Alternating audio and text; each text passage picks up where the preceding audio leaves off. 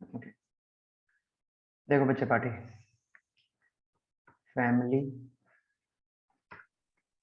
Law 1, ठीक है। इसमें कुछ टॉपिक्स हैं जो आपके हिंदू और मुस्लिम से बाहर के हैं, ठीक।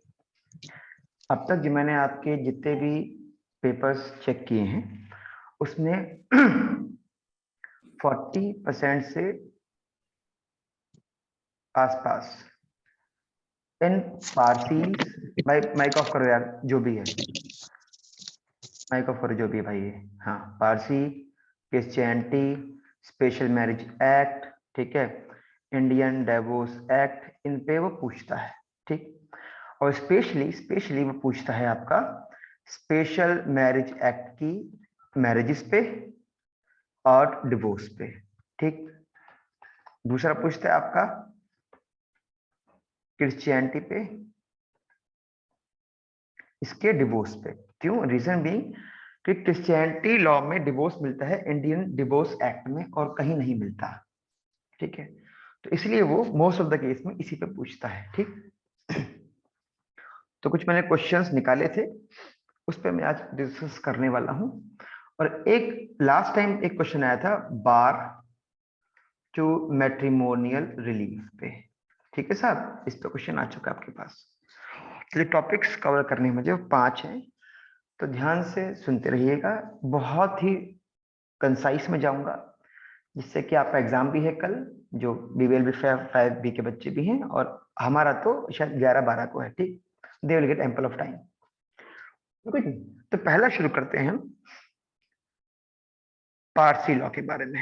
रुको, पहले शुरू करते हैं बार के बारे में। बार टू मैट्रिमोनियल रिलीफ।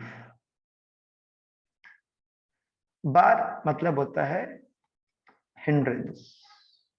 हिंड्रेंस बोले तो अगर मान लीजिए एक हस्बैंड कोर्ट पहुंचता है फॉर म्यूचुअल डिवोर्स, राइट, पहुंच गया म्यूचुअल डिवोर्स। अब म्यूचुअल का मतलब है हस्बैंड एंड वाइफ दोनों की कंसेंट चाहिए, सही बात है, जब म्यूचुअल बनेगा। लेकिन बाद में पता लगता है कि यार जो कंसेंट थी ये उसने फ्रॉडलेंटली या फोर्सफुली ली थी। तो ये जो फोर्सफुल कंसेंट हुआ ये बार बन जाएगा उसकी रिलीफ के लिए, उसको फिर नहीं दिया जाएगा, ठीक। इस पे आपको एक केस आया आया हुआ है, रूपा हुर्रा वर्सेस अशोक हुर्रा। ये आपके सिलेबस में नहीं है ना, BBLB वालों में ना LB वालों में, लेकिन ये आया हुआ है। देखा जाए ये केस बच्चा बैठता है क्यूरेटिव पेटिशन का, जो कॉन्स्टिट्यूशन में आता है मोस्ट ऑफ द केस में, आपने पढ़ा होगा जहां तक मुझे उम्मीद है। लेकिन इसमें दिया हुआ है तो मुझे डिस्कस करना पड़ेगा, ठीक। जब हम बात करते हैं बेटा मैट्रिमोनियल रिलीफ की, एक मिनट, हाँ, ठीक। तो हिस्टोरिकली मैरिज का मतलब हम समझते हैं कि it's a binding of soul, ठीक है जी, कि दो आत्माओं का मिलन है, एक जिस्म दो जान, जैसे जैसे भी बोलते हैं वो, ठीक है। पहले जब हिंदू मैरिज एक्ट नहीं था उसके पहले हमारे पास डिवोर्स का केस भी नहीं होता था, ठीक है। तो डिवोर्स का राइट था नहीं किसी के पास में, मियाँ बीवी साथ रहे हैं, रहना ही पड़ेगा। डिवोर्स था नहीं, एक कस्टम था कि आप बिठाइए अपने बड़े लोगों को और अलग अलग हो जाइए, दैट वाज ओके। लेकिन जब हिंदू मैरिज एक्ट पावर में आया 1955 में तो कहीं ना कहीं ये जो हिंदू मैरिज का कंसेप्ट था, जो कि सैक्रेमेंट होता है, इसमें कुछ कॉन्ट्रैक्ट्स के पॉइंट भी डाल दिए गए। ये हम डिस्कस कर चुके हैं थॉरोली इन आवर क्लासेस कि how can we say that that Hindu marriage has some sort of contractual things, जैसे कंसेंट का, फ्रॉड का, प्री मैरिटल प्रेगनेंसी का, वो एक मिस रिप्रेजेंटेशन में फॉल करता है, राइट, इस तरह से। तो जब हम ये पढ़ते हैं तो एक क्वेश्चन उठता है कि कॉजेस क्या है मैट्रिमोनियल डिस्प्यूट के, ठीक है। तो देखो यार, बुक में तो मुझे साफ साफ मिला नहीं, मैंने भी नेट से ही पढ़ा है, कि मैं इतना बड़ा विद्वान नहीं हूं, तो मैंने नेट से पढ़ा है, नेट से जो मुझे पॉइंट्स मिले आपको बता रहा हूँ, ठीक है। तो आप हेडिंग लिखेंगे कॉजेस फॉर मैट्रिमोनियल रिलीफ, ठीक है जी। या रिलीफ नहीं कह सकते, डिस्प्यूट, नॉट रिलीफ, डिस्प्यूट। ठीक, पहला इसमें आता है इंटीमेसी का। Intimacy means sexual intercourse between husband and wife as a living partner, right? Maybe there is no intimacy because some of the reason mental, physical, तो इस वजह से डिस्प्यूट उठता है सबसे पहले। because somehow marriage means to have legalized intercourse. Second, control। Control का मतलब है कि जब आप रिलेशन को कंट्रोल करते हो, right? When husband try to control the personality of wife। देखिए, रिलेशन कंट्रोलिंग नहीं होता, रिलेशन हमेशा सपोर्टिव होता है, चाहे वो कैसा भी रिलेशन हो, बिफोर मैरिज और आफ्टर मैरिज। तो अगर controlling nature as a fiancee, as a girlfriend boyfriend आ जाता है, तो वहां पे डिस्प्यूट राइज हो जाते हैं। आप ये बात नहीं करोगे, आप ये नहीं करोगे, आप ऐसा नहीं करोगे, ये नहीं खाओगे, वो नहीं पियोगे, ये दोस्त बुरा है, ये दोस्त अच्छा है। That's called controlling nature. जब भी कंट्रोल आएगा तो डिस्प्यूट उठ जाते हैं। तीसरा आता है जी कम्युनिकेशन।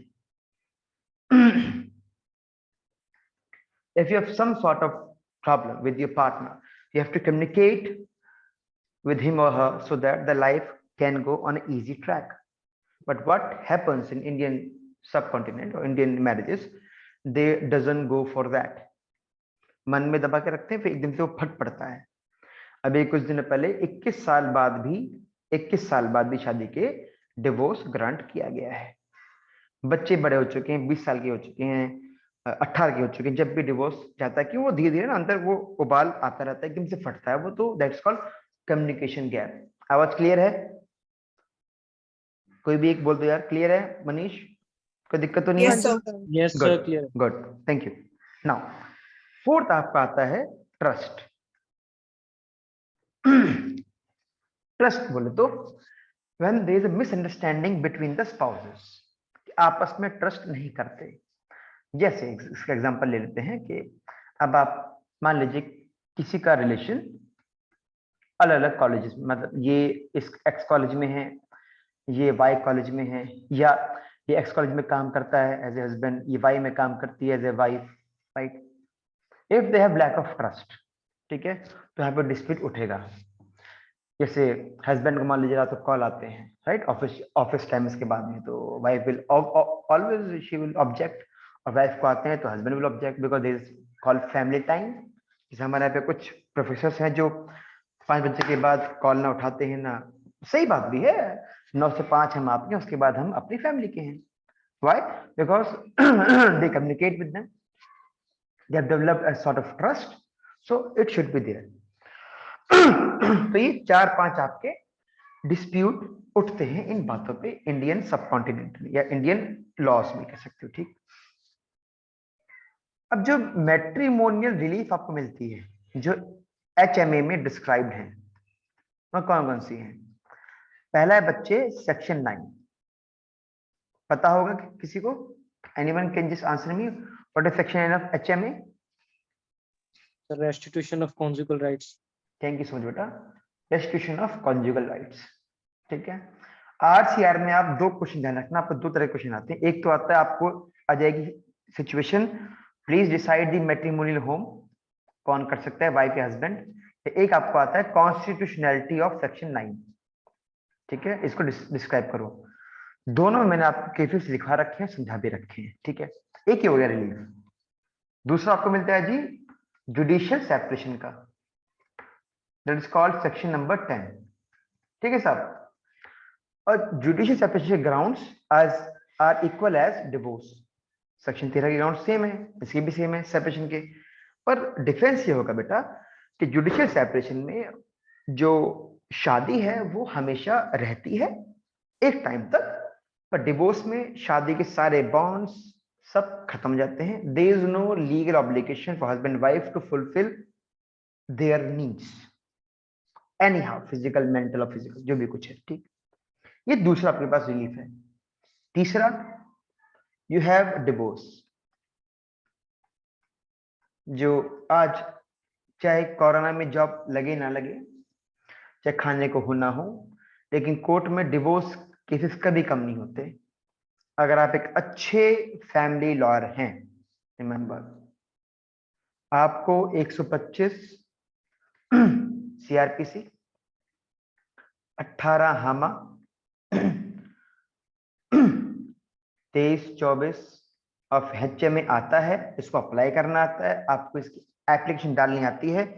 तो समझ लीजिए एज ए प्रैक्टिशनर लॉयर आप कभी, आपको पैसों की तंगी नहीं है। वैसे आप सब बहुत अच्छे घर से आते हैं, मैं एक बात बोल रहा हूँ कि अगर आपको ये सब आता है, you would be great lawyer in family courts. ठीक है, ये तो आपकी रिलीफ हो गई। लेकिन इन रिलीफ पे कुछ बार्स लगाए जाते हैं, कुछ बार होते हैं। ये क्वेश्चन आपको इन्हीं बार के बारे में बात करता है। ठीक है, बार समझ के आप मधुशाला ना जाएं। बार मतलब हिंड्रेंस होता है कि अगर कोर्ट को पता लगता है कि ऐसे ऐसे आपने कुछ हरकतें कर रखी हैं तो आपको रिलीफ नहीं देगी।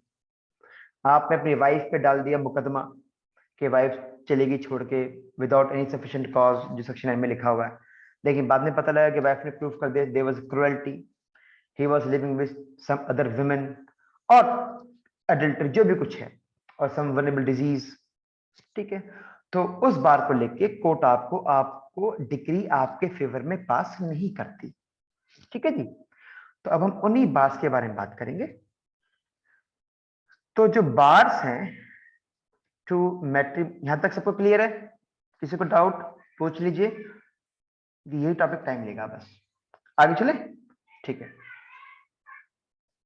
इसके लिए बच्चे आप पढ़ेंगे section number 23 of HMA. Section पढ़ लीजिएगा जाके, मैं इसको पॉइंट्स वाइज आपको समझा रहा हूं। ठीक, देखिए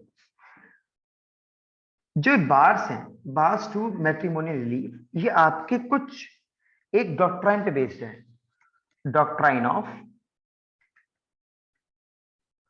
equity. Doctrine of equity, doctrine of equity का मतलब होता है, आपने कई बार सुना होगा मेरे मुख से ही, कि who the one who comes to court must come with clean hands. इसका मीनिंग मैं लिख रहा हूं, समझ लीजिए। One who comes to equity और one who comes to court, sorry, one who comes to court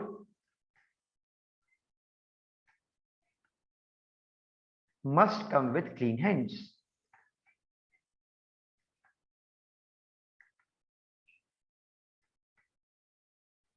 जो अदालत में आए वो अपने बिहाफ पे बिल्कुल क्लीन होके आए, उसमें कुछ दिक्कत नहीं होनी चाहिए। तो इस इक्विटी के लेके सेक्शन 23A से लेकर ई तक, ठीक है, आपके बार्स टू मैट्रिमोनियल रिलीफ दे रखे हैं बड़े ही प्रिसाइसली। मैं 1 to 1 लूंगा सबको, ठीक है, I discuss with points and then you can, मैंने आपको इस पे नोट्स भेजे हुए हैं, उसको पढ़ लीजिएगा, आपका आंसर पूरा हो जाएगा। ठीक है, जिसको नहीं भेजे हुए आई सेंड। ठीक है, सबसे पहला इसमें बार आता है एसेसरी। माइक ऑफ करो भाई जिसका भी है। एसेसरी, ठीक, एसेसरी का मतलब होता है when respondent help in crime, when respondent help in crime. और बेटा एसेसरी जो है एप्लीकेबल होती है in the case of adultery, सिर्फ और सिर्फ एडल्ट्री के केस में ही एसेसरी काम आती है। मान लीजिए कि जो प्लेंटिफ है उसने सू किया अपने हस्बैंड पे, he is living under adultery, but पता लगा फैक्ट से कि उसने खुद ही हेल्प किया था इस काम को करने में। ठीक, एसेसरी को एक वर्ड से और जानते हैं बेटा, एक्म्प्लिस।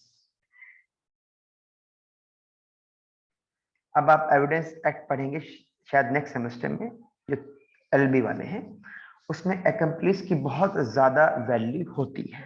ठीक है, एक्म्प्लिस मतलब the person who is a partner in crime. ठीक है, एक तो ये हो गया कि आपने खुद ही अपने रेस्पोंडेंट की मदद करी है या प्लेंटिफ की मदद करी है उसी एक्ट को करने में, तो आप पे बार लग जाएगा, पहला। दूसरा, कॉन्डोनेशन। कॉन्डोनेशन का मतलब होता है क्षमा करना, चाहे क्षमा की स्पेलिंग गलत है, जो भी है, मतलब कह सकते हो फॉरगिव करना। ठीक है।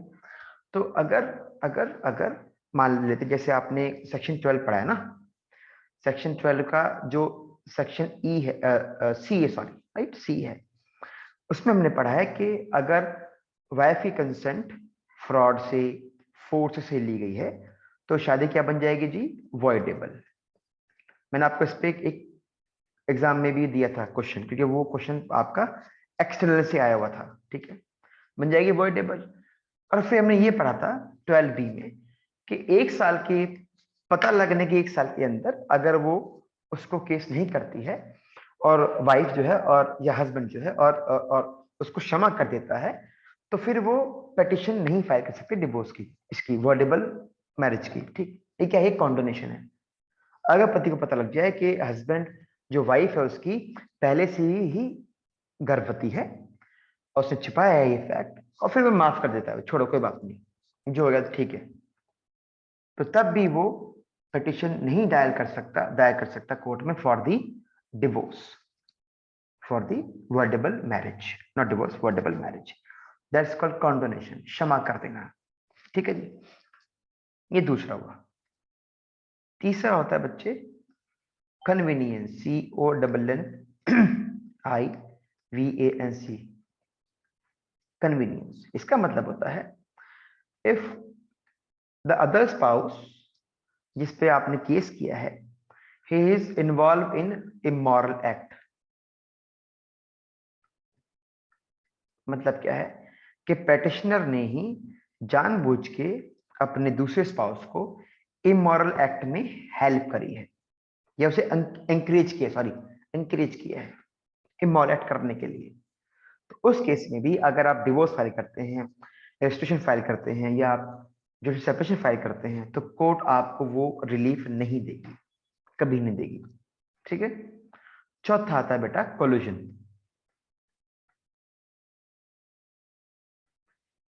अभी जो एलएलबी वाले बच्चे हैं, मुझे ये बताओ, आपने ये डिवोर्स वाली पिटिशन किया होगा, किया था, है ना? अरे की होगी ना ड्राफ्टिंग में, ये मैम ने पढ़ेगा बेटा, Yes, उसमें sir. कुछ हाँ लीगल पॉइंट्स आते हैं लास्ट में, जिसमें लिखा होता है this petition is not under collision, लिखा होता है, आज जाके देखना। ये वर्ड आपको अपनी पिटिशन में डालना पड़ता है, ये मैंडेटरी है। अगर आप डिवोर्स फाइल कर रहे हैं, अगर आप सेपरेशन फाइल कर रहे हैं, अगर आप आरसीआर फाइल कर रहे हैं, अगर आप म्यूचुअल कंसेंट भी फाइल कर रहे हैं, आपको एक लाइन लिखनी पड़ेगी कि ये पिटिशन कोलिजन में नहीं आती है। अब कोलिजन का मतलब क्या है? कोलिजन का मतलब ये है कि प्लेंटिफ और respondent are under an agreement that they will represent some wrong or false facts to the court. Listen carefully कि हस्बैंड और वाइफ ने साथ मिलके एक एग्रीमेंट किया है कि भैया हमें डिवोर्स चाहिए, तो हम छुप छुपा के कोर्ट को सत्य नहीं बताएंगे या सच नहीं बताएंगे। ठीक है, ये एग्रीमेंट होता है। तो अगर थ्रू दी प्रोसेस कोर्ट को पता लगता है कि झूठ बोल रहे हैं, ऐसा कुछ नहीं हुआ है, तो कोर्ट आपको बाहर नहीं देगी, कोर्ट आपको रिलीफ नहीं देगी, वो रिलीफ रोक लेगी। सबसे महत्वपूर्ण वर्ड यही है इस 23 में, कोलिजन, कि ये कोलिजन वर्ड बेटा आपकी ड्राफ्टिंग में यूज होता है,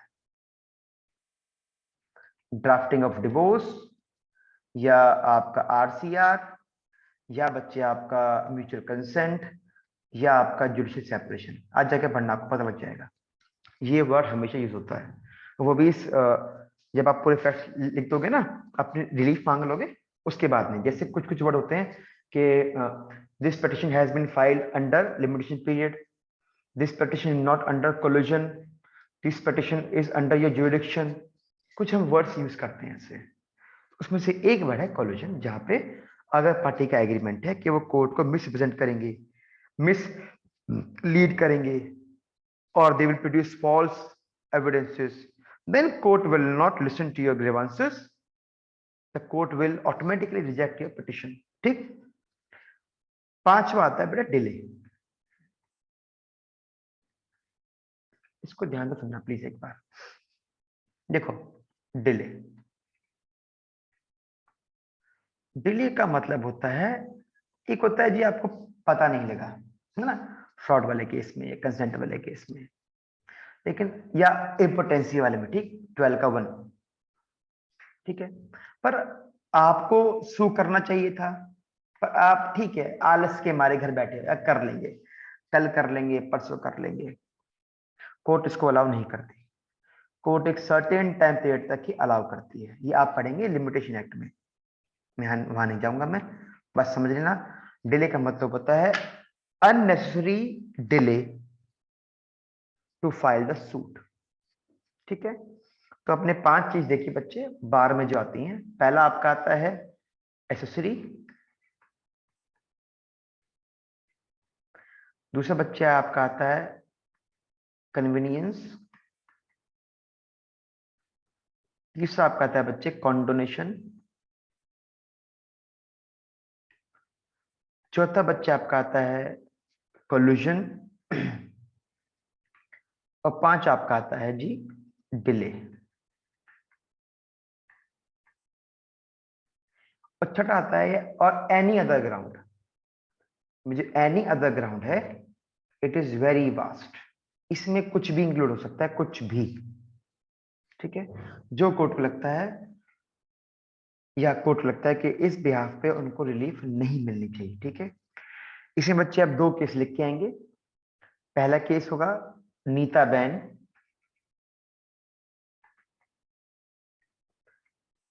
पटेल वर्सेस दिनेश पटेल, ठीक, 2021 का केस है बच्चे, एक लिख देना कोई दिक्कत नहीं, मैं नोट्स में आपको 2 भेजे हुए, एक लिख दोगे वही बात, कोई दिक्कत नहीं, ठीक है।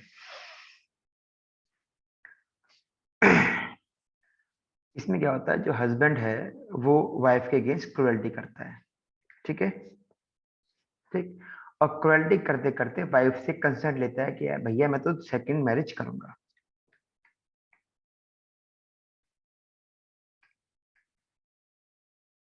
ठीक है, he will go for the second marriage, और ये रिप्रेजेंट करता है कि वाइफ को मैंने डिवोर्स दिया हुआ है, ठीक, अंडर क्रुएल्टी। तो जब वाइफ की स्टेटमेंट्स आई जो भी था, तो उसमें पता लगा कि वाइफ पे क्रुएल्टी के थ्रू इस पे फोर्सफुली कंसेंट मांगा गया था, ठीक है। आप ही लिख देंगे, आपका आंसर पूरा हो जाएगा। ये टॉपिक सबको क्लियर है, आगे चलें, ठीक है, done, Saloni and all, I think people are living.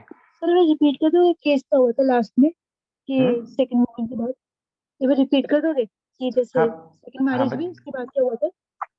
अरे सेकंड मैरिज हुई, उसने डाला पिटीशन सेकंड मैरिज के लिए, तो इस ये पता लगा कि भाई इसने उस पे जबरदस्ती करके कंसेंट लिया था, ठीक है, या उसको बाहर निकाल दिया था। मैं आपको भेज दूंगा केस, ठीक है, टेंशन ना लो, आगे चले, okay, now move to the next topic.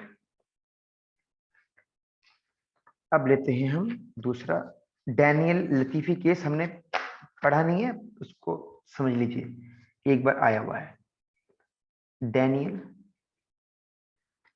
लतीफी, मजेदार केस है, वर्सेस यूएन ऑफ इंडिया 2017। इस केस में constitutional validity of Muslim women act 1986 was challenged. अब बेटा ध्यान सुनना, पूरी कहानी क्या थी, क्योंकि बहुत मिसकंसेप्शन है इसकी केस की कहानियों में। देखो, आपने सुना होगा केस का नाम शाहबानो केस, सुना है, सुना होगा ना? Yes, sir. गुड।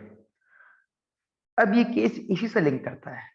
होता क्या है, Shah Bano is a woman of 62 years, 62 साल की महिला है, ठीक है, ये एमपी से है, ठीक, इसके हस्बैंड ने इसको डिवोर्स कर दिया, एंड वी नो जब डिवोर्स होता है तो 3 मंथ का पीरियड होता है ना, इद्दत का, इसने वो पूरा किया।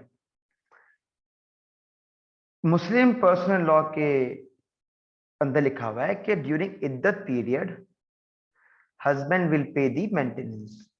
चलो साहब कोई बात नहीं, शाहबानो ने क्या किया, she applied for maintenance under 125 CRPC for the rest of her life, कि भैया मैं शादीशुदा, I'm 62 साल की हूँ, how will I survive, I need some cash. ठीक है साहब, ये पहला जजमेंट था जो यूनिफॉर्म सिविल कोड में आया था, और कोर्ट ने सुप्रीम कोर्ट ने विमेन के फेवर में अपहेल्ड किया था। ठीक है, ध्यान सुनना। और ये कहा था कि भैया हस्बैंड जो है वाइफ को एलिमनी देगा। ठीक है साहब, देगा।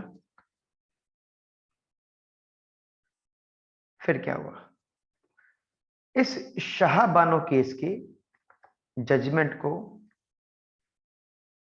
डिसॉल्व करने के लिए पार्लियामेंट लेके आती है मुस्लिम विमेन ब्रैकेट में protection of rights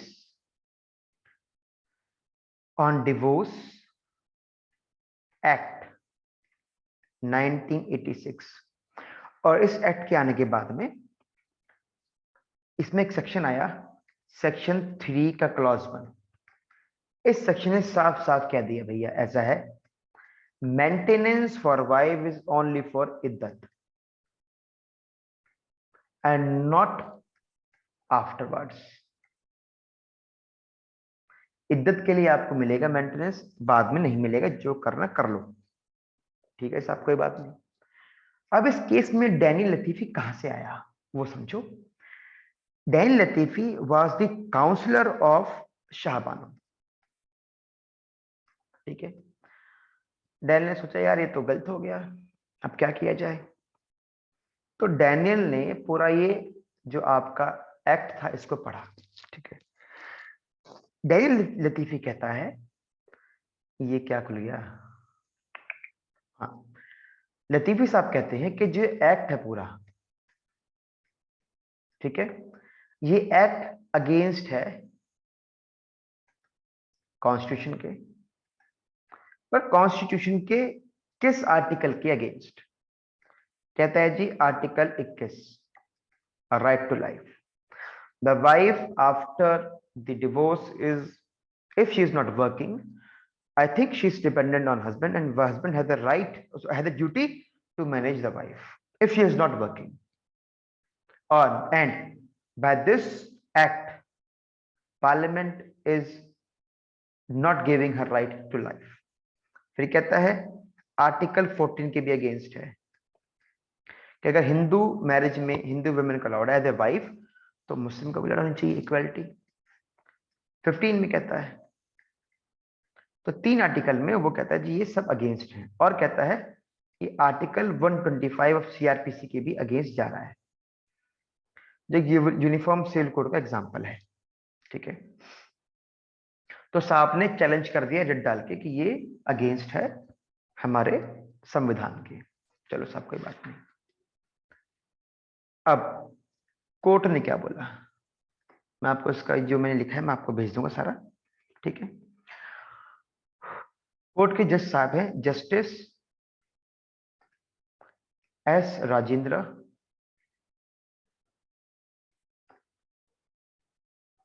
Babu. They observe that और अपहोल्ड दैट, ध्यान सुनना, that this act is not against constitutional validity, right? Why? A husband is responsible for the maintenance of his wife even after the period of iddat if she is not able to maintain herself. ठीक है, we have to take the golden interpretation while interpreting the act, not the literal, because if we take the literal interpretation, many Muslim women or the life of many Muslim women will go into ruin. वो सब बर्बाद हो जाएंगी। If women is not able to support herself or her children, then husband is under obligation to support the wife. ठीक है, simple सी बात है। और एक्ट तो था ही, कॉन्स्टिट्यूशन कर दी, लेकिन इस पर कंडीशन लगा दी कि अगर वाइफ कमाती है, वेल मैनेड है, वेल सेटल्ड है, तो दिक्कत नहीं है, मत दीजिए। लेकिन अगर वो नहीं कमाती है, अकेली है, काम नहीं कर सकती, तो आपको मेंटेनेंस देना पड़ेगा। The court rule that husband has an obligation to support the wife and maintain his wife till the rest of the wife's life until she remarries। ठीक है, जब आपको ये केस आएगा लिखने के लिए, तो आप इसमें ध्यान रखना, पॉइंट टू पॉइंट यही कहानी लिख के आएंगे आप, जिससे कि जो एग्जामिनर है उसको पता होगा कि इनको हिस्ट्री मालूम है कि लोग क्या करेंगे। जब क्योंकि मैंने भी ऐसे किया था टाइम में, नैन लतीफी आया, बस मैंने लिखना शुरू कर दिया था। I don't know the background of the case. Shah Bano से शुरू हुआ था। उस शाहबानो केस को ओवररूल करने के लिए एक्ट आया, उस एक्ट को कॉन्स्टिट्यूशनली चैलेंज किया गया डैन लतीफी केस में, और लतीफी ने फेवर किया डैनी लतीफी का and put some conditions regarding the maintenance of the wife. Clear है सबको? एलएलबी और जो भी बीबीए वाले बच्चे हैं, आगे Yes, चलें? sir. गुड, ठीक, आई Yes. होप ठीक। एक केस और देख लेते हैं, फिर मैं घुसूंगा फारसी वाले में। रूपा हुर्रा, ये वैसे केस आना नहीं चाहिए आपको, पर आया हुआ है, पता नहीं कैसे केस पेपर बनाते हैं। वर्सेस अशोक हुर्रा, बड़ा ही विचित्र केस है। ठीक, 2002 सुप्रीम कोर्ट। ठीक, इस केस में पहली बार इंडियन जुडिशियल ने ये प्रूफ कर दिया बेटा कि they can go till any extent, they can go till any extent to furnish justice और to give justice to the people. ठीक, ध्यान समझना इसके फैक्ट्स। 1980 के आसपास हस्बैंड वाइफ ने शादी करी। 1983 तक उनको पता लग गया भैया कि अब ना होगा हमसे, ठीक है, और वाइफ ने हाउस लेफ्ट कर दिया। ठीक है साहब, लेफ्ट करके चली गई। 84 में, और क्योंकि 84 में क्यों डाली पिटिशन, क्योंकि हमें पता है म्यूचुअल कंसेंट के लिए 1 साल तक हस्बैंड वाइफ को अलग रहना चाहिए, कंडीशन है। ठीक है, तो भैया डाल दी म्यूचुअल कंसेंट के लिए। ठीक है, डाल दी, 13B में डाल दी। जब भी सुनवाई हो, बेचारा हस्बैंड अकेला पहुंचे और कैसे डिवोर्स कर दो, वाइफ तो नहीं आ रही है, अब कोर्ट मना कर दे। ठीक, 1986 में आफ्टर 18 मंथ, अगर आपको याद हो कि अगर म्यूचुअल कंसेंट में आपने फर्स्ट पिटिशन डाल दी है और अगर आपको कंसेंट वापस लेनी है, तो बेटा आपको 18 मंथ से पहले पहले एप्लीकेशन लगानी पड़ती है, सर मैं कंसेंट वापस लेती हूँ, मुझे डिवोर्स नहीं चाहिए। ठीक है, पर 18 मंथ के बाद वाइफ ने डाली एप्लीकेशन कि sir I would like to take my consent back and please dismiss the divorce. ठीक, हस्बैंड ने कंटेशन दे के मारी, एज इफेक्ट के मारी कि सर ऐसा है, अकॉर्डिंग टू आर एक्ट 18 महीने के बाद में कोई भी एप्लीकेशन अलाउ नहीं होती for take back the consent. चलो कोई बात नहीं, कोर्ट ने नहीं मानी वाइफ की बात और कोर्ट ने डिवोर्स ग्राउंड कर दिया, डिवोर्स ग्रांट कर दिया। ठीक, अब जो लेडी थी, लेडी अप्रोच किया, अपीलेट कोर्ट गई, अपीलेट कोर्ट ने ऑर्डर को रिवर्स कर दिया, मतलब जी कहा जी डिवोर्स नहीं होगा, इस ऑर्डर को रिवर्स किया जाए। कोई बात नहीं, हस्बैंड पहुंचा हाई कोर्ट। ठीक है, हस्बैंड पहुंचा हाई कोर्ट और हाई कोर्ट ने इसका अपीलेट ऑर्डर को भी फिर नहीं माना। उसने कहा भाई जो कह रही है अपीलेट कोर्ट उसी को मान लेते हैं। ठीक है साहब, अब ये पहुंचता है सुप्रीम कोर्ट। ठीक है जी, सुप्रीम कोर्ट पहुंचता है और ये कहता है सरकार के ये जो ऊपर जो हुआ है that is wrong and it is not as per the law. ठीक, सुप्रीम कोर्ट की 2 जजेस बेंच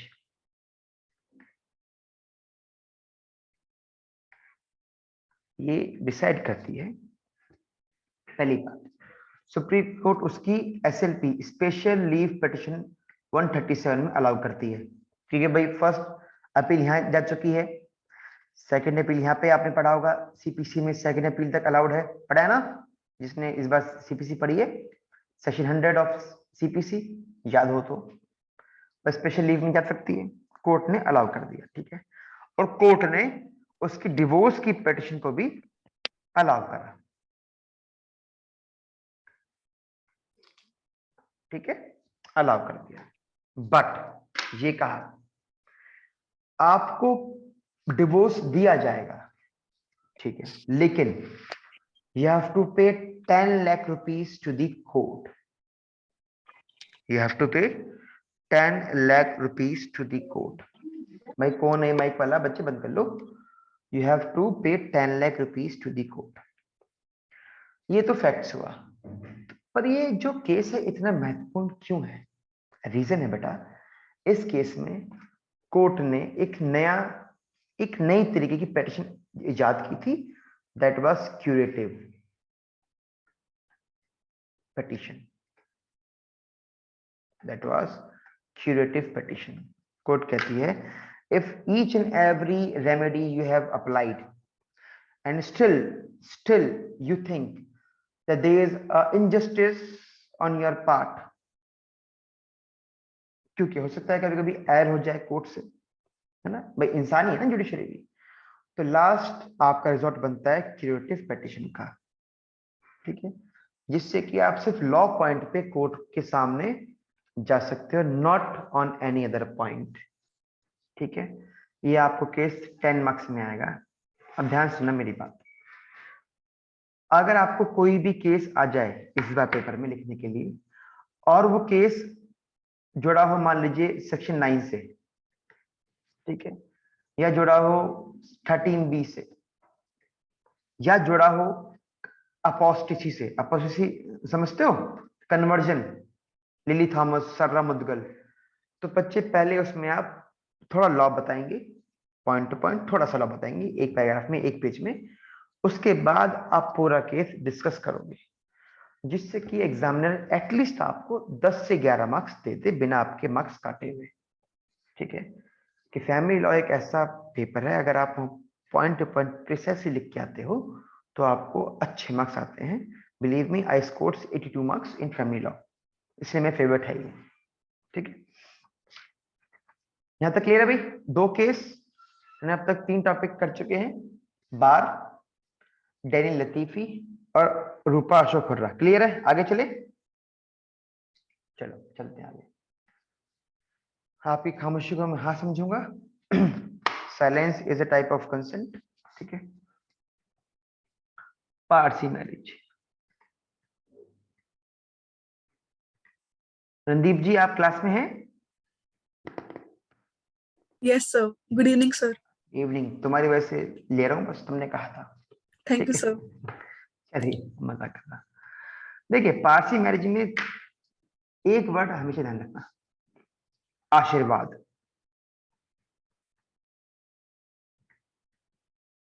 आशीर्वाद रिलीजियस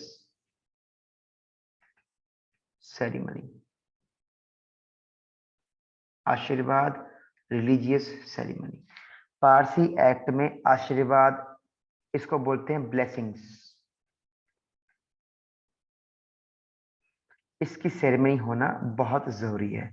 जैसे हमारे में होता है ना, तो अग्नि में साथ लेते, फिर हम मानते हैं कि जो हम अग्नि में चढ़ा रहे हैं वो सीधा ही भगवान को अर्पित हो रहा है, और भगवान ऊपर से फूलों की वर्षा कर रहे हैं आशीर्वाद में। ठीक है, भगवान जी फूलों की वर्षा कर रहे हैं आशीर्वाद में। तो यहां भी they have a ceremony called आशीर्वाद। ठीक है, इस आशीर्वाद का मीनिंग आप लिख सकते हो, लिख लीजिए, मैं लिख देता हूं यहाँ पे। God's call to the parties, god's call to the parties, ठीक, टू कंप्लाई विद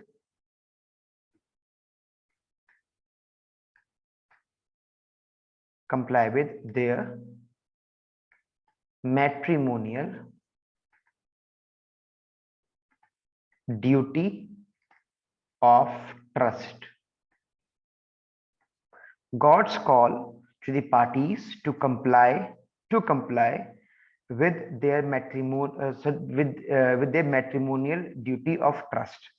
ठीक है, ये आपकी पारसी में आशीर्वाद सेरेमनी का मतलब होता है। ठीक है, इसको लिखते ही आपको एटलीस्ट 2 से 3 मार्क्स मिल जाएंगे। थोड़ा और पढ़ लीजिएगा, आगे चलते हैं। अब पारसी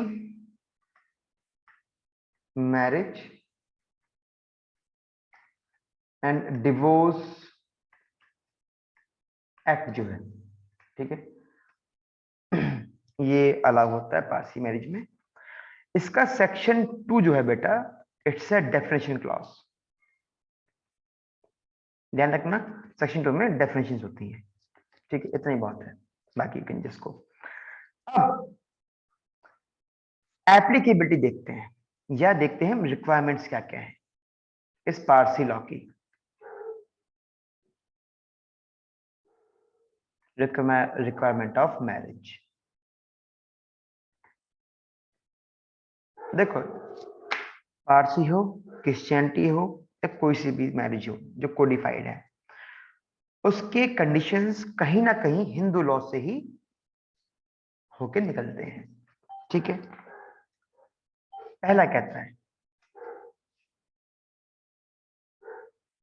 एक ठीक है, चलो हो गया।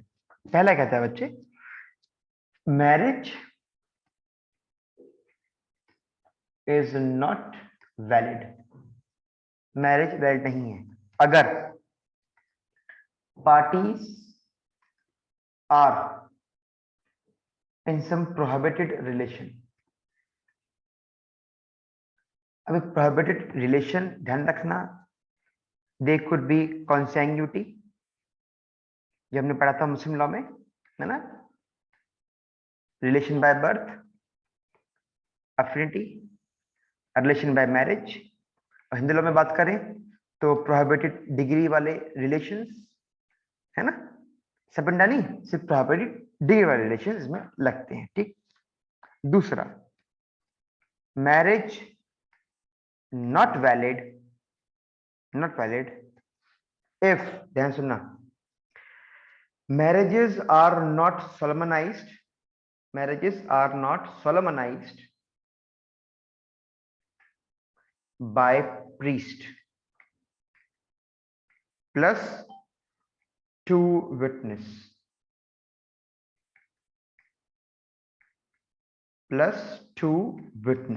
ठीक है, प्रीस्ट होगा और 2 विटनेस दिए जाएंगे। ठीक है,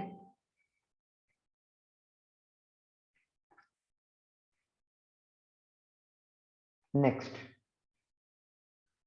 थर्ड, मैरिज, अब 2 तो हो गए मुस्लिम लॉ वाले। ठीक है, विटनेस था ना उसमें भी, सुन्नी वाले में। मैरिज इज नॉट वैलिड, सीधा वैलिड ही नहीं है अगर बॉय 21 का नहीं है और गर्ल 18 का नहीं है। हिंदू लॉ में तो ये क्या है जी, बॉय डबल ना, बॉय डबल है, वैलिड तो मान लीजिए, ये भी तो बॉय डबल है, लेकिन यहाँ पे कहता है इट इज नॉट वैलिड अगर बॉय 18 का नहीं है, फिर बॉय 21 का नहीं है और गर्ल 18 की नहीं है। ठीक, एक बात, चौथा पॉइंट, अगर फिर भी ऐसी शादी होती है, वो कर लेते हैं, तो इनसे जो चाइल्ड बॉर्न होगा, चिल्ड्रन बॉर्न होगा, वो होगा illegitimate, he would be illegitimate, हम उसको इलेजिटिमेट मानेंगे। ठीक है जी, इसके अलावा कुछ नहीं होता। ठीक, ये आपकी शादी के पॉइंट्स हैं कि कोई प्रोहिबिटेड डिग्री नहीं होनी चाहिए, विटनेस चाहिए, प्रीस्ट चाहिए और एज चाहिए, ये सब है, तो मैरिज कैन बी सोलमनाइज्ड। ठीक है, क्वेश्चन आपका ऐसे आता है कि discuss the solemnisation of Parsi marriage. ठीक है, तो पारसी क्या होता है आप लिख देंगे, माइनॉरिटी इन इंडियन कंट्री जो भी है, थोड़ा उसकी हिस्ट्री पढ़ लेना एक बता के। ठीक है, आप लिख देंगे उसमें कंडीशन ये होती हैं और इसका ये एक्ट होता है, आशीर्वाद सेरेमनीज होती हैं, वो एसेंशियल है, खत्म हो जाएगा। ठीक, एक क्वेश्चन इसमें और उठ के आता है, डिवोर्स अंडर, डिवोर्स नहीं, ये इसको ऐसे समझो, हाँ इसमें आता है मैट्रिमोनियल सूट्स का, कि भैया मैट्रिमोनियल सूट्स कैसे कैसे डलते हैं, इनमें मैट्रिमोनियल सूट्स किन किन ग्राउंड पे डाले जा सकते हैं। ठीक है, पारसी कम्युनिटी में बेटा यहां तक क्लियर है? कोई डाउट किसी को? आराम से जा रहा हूं, होप नहीं होना चाहिए मेरे हिसाब से तो। रणदीप जी क्लियर है? वैभव कौन है, छोड़ो। Yes, sir. सने सने बेटा ठीक है, कोई दिक्कत नहीं, सलोनी क्लियर? Yes sir. ठीक है बेटा। अब मैट्रिमोनियल सूट जो है, नहीं हो तो भाई बोल देना, मुझे कोई दिक्कत नहीं है, I can again discuss the point, क्योंकि मेरी क्लास है, कॉलेज की नहीं है।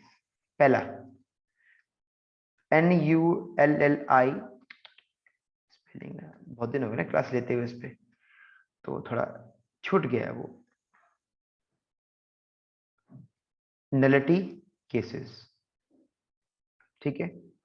दूसरा बच्चे होता है ground for divorce,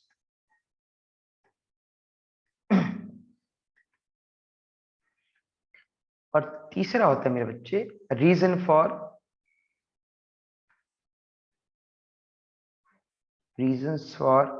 marriage dissolution. ठीक है, रीजन फॉर मैरिज डिसोल्यूशन, ये 3 टाइप के मैट्रिमोनियल सूट्स फाइल होते हैं एक पारसी कोर्ट में।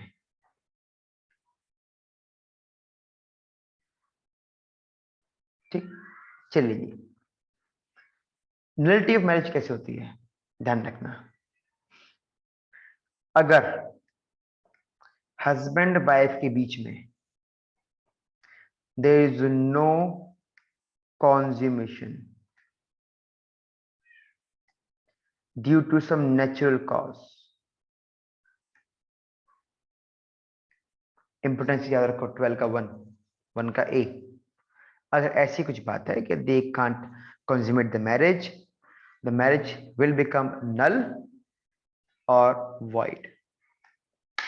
अब ये जो टाइमिंग है डिपेंड करता है ना, नेचुरल कॉज है तो ऑब्वियसली बात है कुछ महीने में पता लग जाता है, हस्बैंड और वाइफ विल रिएक्ट और विल बिहेव इन, मतलब अलग अलग जो वो बिहेव करेंगे, that would be very clear that there is some wrong in this marriage, right. तो नलिटी हो जाएगी अगर आपका कंज्यूमेशन नहीं होता है। ठीक, सेकंड आपका आता है ग्राउंड फॉर डिवोर्स। ठीक है, ध्यान रखने से एक बात, पारसी मैरिज में, जैसे हिंदू मैरिज में, ठीक है, कि मान लीजिए फर्स्ट नाइट पे हस्बैंड ने क्रुएल्टी कर दी या एक महीने ने क्रुएल्टी कर दी, तो आपकी जो मतलब जो वाइफ है या हस्बैंड जो भी कुछ है, they can file divorce with in 2 months, file कर दे, अलग अलग हो जाए, है ना, जेस फाइल कर दे अलग हो जाए। लेकिन पारसी लॉ में एक मुद्दा ये है कि 1 साल के अंदर आप डिवोर्स फाइल नहीं कर सकते। इन 1 year you can not file divorce, 1 साल के अंदर आप डिवोर्स फाइल नहीं कर सकते, ये क्लियर कट है। ठीक है, दूसरा डिवोर्स के grounds, if defendant is mentally ill या अनसाउंड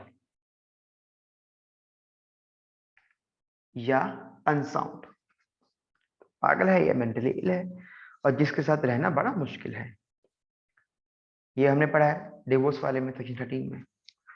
और तीसरा जो 12 का डी कहता है that defendant was pregnant with some other person X, not with the plaintiff। ठीक, नलिटी में आप लिखेंगे कि there is no consummation for a reasonable time due to natural causes, marriage will become void or null। Ground of divorce में लिखेंगे marriage can not be dissolve ठीक है, और you can file divorce until 1 year has lapsed. दूसरा, if dependent is mentally ill और unsound तो आप divorce file कर सकते हैं। तीसरा, अगर डिपेंडेंट प्रेग्नेंट है किसी और मैन के द्वारा तो भी आप डिवोर्स फाइल कर सकते हैं। ठीक है, जो थर्ड वाला है बेटा, ये रीजन फॉर मैरिज डिसोल्यूशन में सिर्फ एक पॉइंट है, एक पॉइंट है कि अगर हस्बैंड और वाइफ एक दूसरे से अलग रहते हैं टिल 7 years, अगर 7 साल तक दोनों एक साथ नहीं आते, अलग अलग रहना शुरू कर देते हैं 7 साल तक, तो जो आपका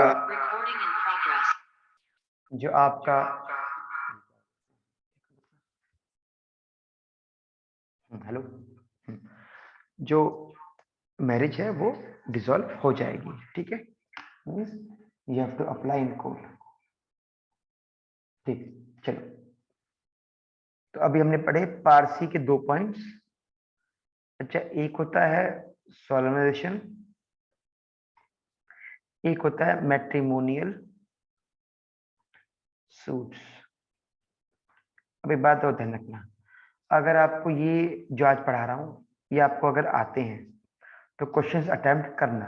ठीक है, अगर मान लो आपको नहीं आते, ठीक है, वी हैव सम क्लू, तो ये question at the and he जाना करने, उसके पहले जो आपको अच्छी तरह आते हैं वो सब लिख देना बढ़िया तरीके से, और ये लास्ट लिखना जिससे कि वो मार्क्स कम से कम आपके काट सके। इस तो हो जाएगा आपको, उसमें कोई दिक्कत नहीं है।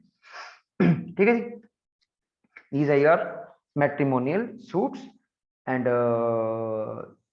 solemnization of marriage for the Parsi law। ठीक, क्लियर यहां तक? आगे चले, चलिए आगे चलते हैं। Yes sir. ठीक है जी, एक क्वेश्चन आता है बच्चे, divorce under Christian marriage. Divorce under Christian marriage, सबसे आसान यही है, सबसे आसान। ये तो क्रिश्चियनिटी का ही अपना एक्ट है, लेकिन उस एक्ट में इनको डिवोर्स नहीं मिलता। ठीक है जी, उस एक्ट में। हाँ हेलो, हेलो, हाँ बच्चे बोलो, क्या हुआ? मैरिज के एसेंशियल्स जैसे और मैरिजेस में होते हैं मुस्लिम वगैरह या कंडीशंस, ऐसा ऐसा यार, इस पे अभी तक क्वेश्चन नहीं है, वो मैं आपको भेज दूंगा, थोड़ा बहुत तो आप कर लेंगे ना, मैं आपको लिख के भेज दूंगा। जिस पे क्वेश्चन है बस मैं वो बता रहा हूँ बच्चे, ठीक है, जिस पे आया हुआ है क्वेश्चन, 2 बार क्वेश्चन आया हुआ है। क्रिश्चियनिटी में देखो, ध्यान रखना, कंसेंट, एज और प्रीस्ट, यहाँ पे प्रीस्ट हमेशा होता है। पारसी और क्रिश्चियनिटी कहीं ना कहीं एक यहूदी हैं एक ईसाई हैं, दोनों सेम सेम चलते हैं। ठीक है, जो कंडीशंस पारसी की हैं आप वो क्रिश्चियन में लगा सकते हो फॉर रिगार्डिंग मैरिजेस, ज्यादा नहीं। ठीक है जी, पर इस पर क्वेश्चन मोस्टली डिवोर्स पे ही आता है। क्यों? डिवोर्स क्रिश्चियनिटी को मिलता है इंडियन डिवोर्स एक्ट के अंदर। किसे मिलता है जी? इंडियन डिवोर्स एक्ट के अंदर। अगर बच्चा आपको क्वेश्चन ये भी आ जाए ना, please discuss the changes under Indian divorce act, तो जो समझा रहा हूं आप वो भी लिखेंगे, आपका क्वेश्चन पूरा हो जाएगा। No one can cut your marks. ठीक है जी, कृतिका जी क्लियर है? Yes sir. ठीक है, शाबाश, धन्यवाद आपका, शुक्रिया। देखिए, आप इसमें 3 सेक्शन ध्यान से पढ़ेंगे, 3 4 पढ़ेंगे। सेक्शन 10, सेक्शन 11, आपको जो नोट्स भेजे सब लिखा हुआ है, सेक्शन 18 एंड सेक्शन 19। ठीक है, आपको ये चारों के चारों ढंग से पढ़ने को मांगता है। अगर आपने नहीं पढ़े तो यह आपका मेरे लाल क्वेश्चन पूरा नहीं होगा। ठीक, अब सेक्शन 10 कहता क्या है, देखो भाई, डिफरेंस सुन लो। Section 10 gives ground of divorce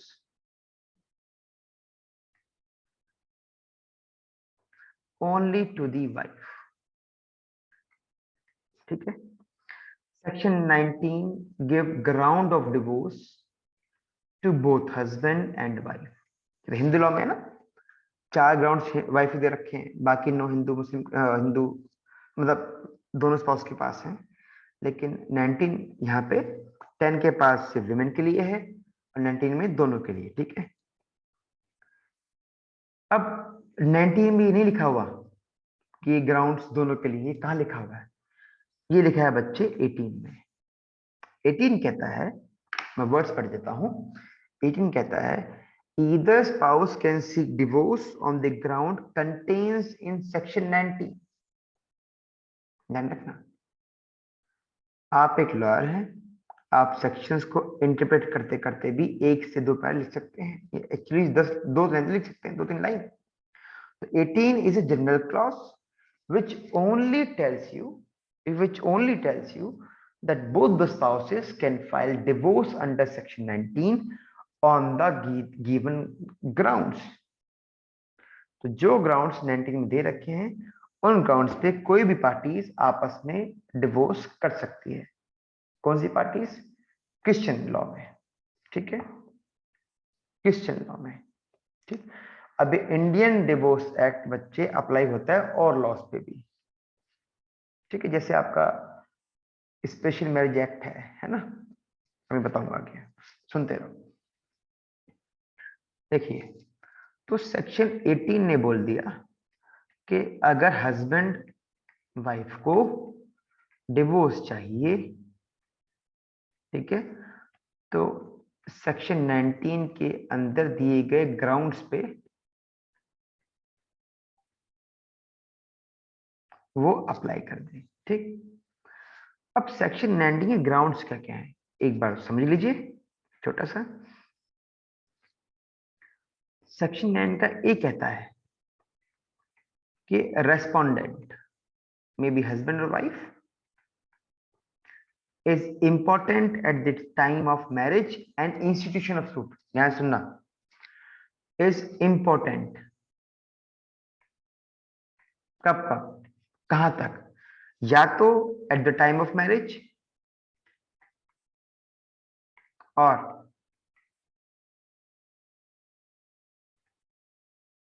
date of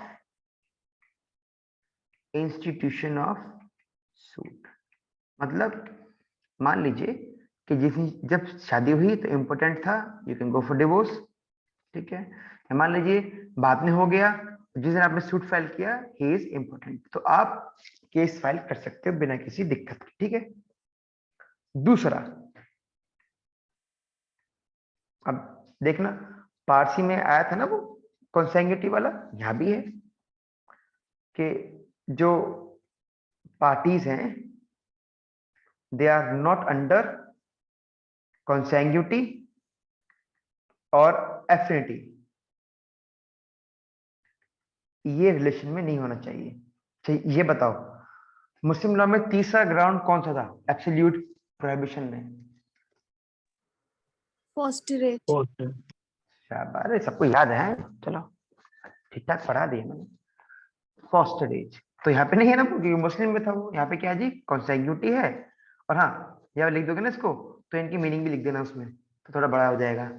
her point को लिखते रहना और ध्यान रखना, अगर आप अपने आंसर में मान लो आपने 19A लिखा, right, respondent must be important at the time of marriage और इंस्टीट्यूशन ऑफ सूट, अब इंपॉर्टेंस को डिस्क्राइब करना और कह देना this ground is also given under Hindu marriage act section number 12(1) का ए part. It will give a huge impact on other person कि they know what is the difference between both these acts। ठीक है, मर्जी है तुम्हारी, क्योंकि हमें तो आंसर लंबा करना है, मार्क्स चाहिए ना। नेक्स्ट पॉइंट करते हैं, ईदर पार्टी या तो ही इज लुनेटिक, पागल है, या इडियट है ना। कब? At the time of marriage.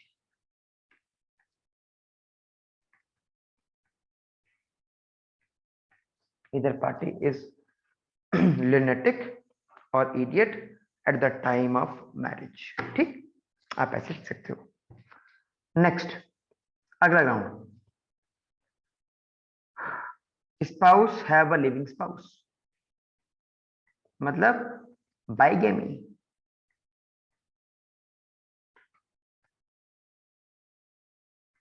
Bigamy, he is doing bigamy, ठीक है। और लास्ट इज बच्चे, consent of the parties must be free, या कह सकते हो कंसेंट नॉट फ्री। अब द पार्टी का कंसेंट फ्री नहीं है तो भी आप डिवोर्स के लिए फाइल कर सकते हो, है ना जी। तो ये बताओ, अगर कंसेंट फ्री ना हो तो हिंदू लॉ में हम अवॉइडेबल जाएंगे या डिवोर्स के लिए जाएंगे? अगर कंसेंट फ्री नहीं है, फ्रॉड से है, फोर्स से है, तो हम डिवोर्स के लिए अप्लाई करते हैं या अवॉइडेबल मैरिज के लिए अप्लाई करते हैं? Avoidable marriage. अवॉइडेबल के लिए। Good, thank you. अब ये भी उसमें चेक कर सकते हो, ठीक।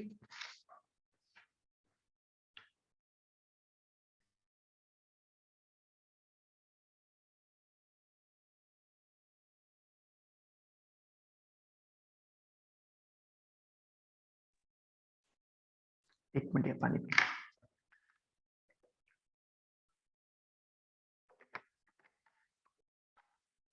ठीक है साहब, आपने हेडिंग रजिस्टर कर दिया, हिंदू लॉ से भी कर देना और इससे भी कर देना। जब आप लिखोगे ना कंसेक्यूटिव, लिख देना ये दो ग्राउंड्स मुस्लिम लॉ में भी फॉलो होते हैं अंडर एब्सोल्यूट प्रोहिबिशन, ठीक है। तो इससे आपका आंसर भी थोड़ा लंबा हो जाएगा और पढ़ने वाले की भी आंखें खुल जाएंगी कि आपको कंपैरेटिव एनालिसिस करना आता है अपने आंसर में, ठीक है। मैं चाहूंगा आपको क्वेश्चन आ जाइए वाला, डिवोर्स वाला, ठीक।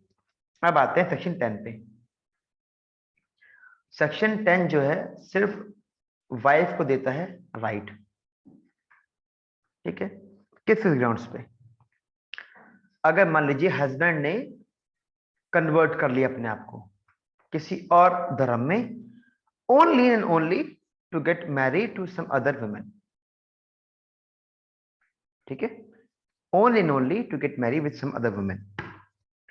अगला आता है जी, husband is living under adultery.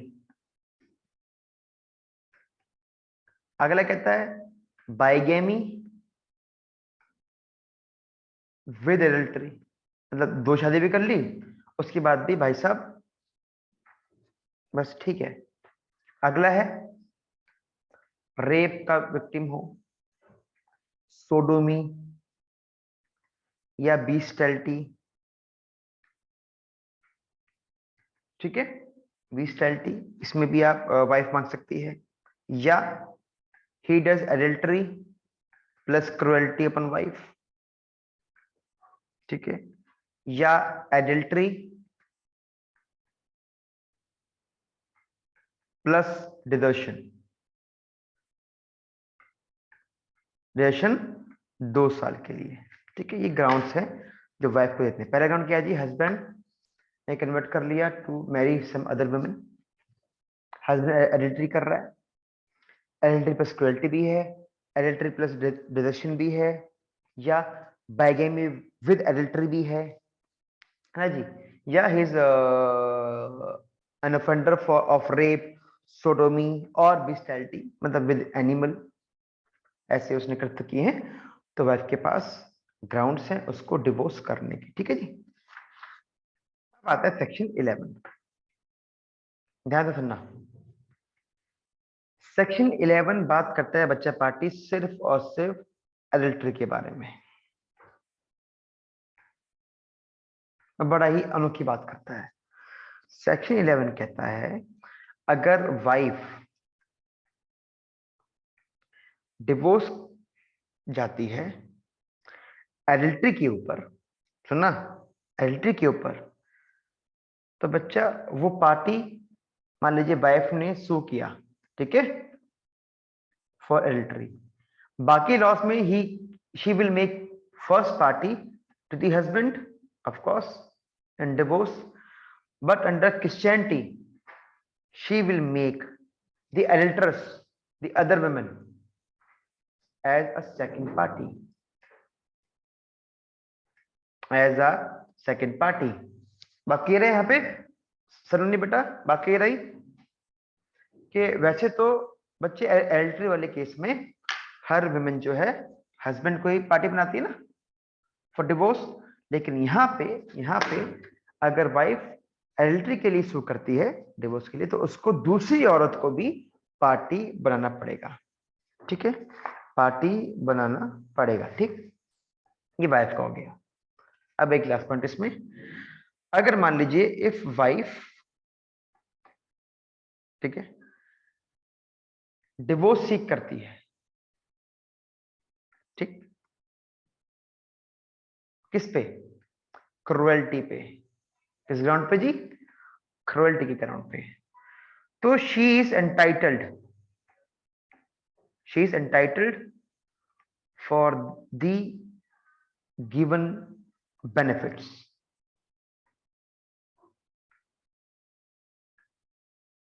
For the given benefits, कौन कौन सी बेनिफिट्स हैं? ए है बच्चे, मेंटेनेंस फॉर चिल्ड्रन,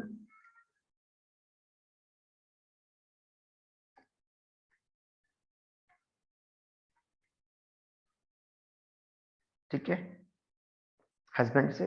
दूसरा एलिमनी,